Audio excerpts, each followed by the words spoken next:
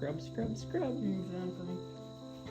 And it's just a little bit to put the lidocaine in.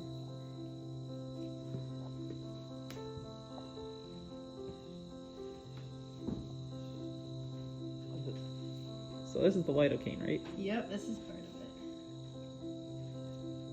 So this is the one nerve. This is supraorbital. Nerve. Auricular Auricular palpebral. Oh, wait. Sensory and motor injection. Numb it up. Mm-hmm. So this one will work so that she can't blink very well. And then this one will work so that she can't feel too much of the actual injection.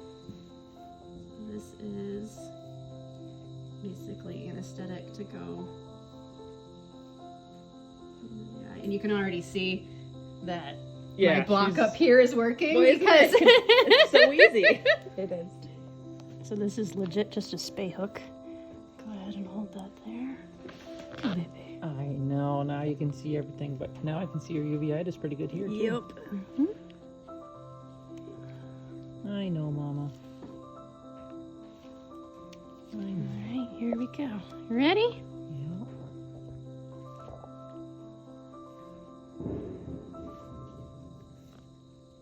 Yeah. Well done. Go ahead and let go. That was it.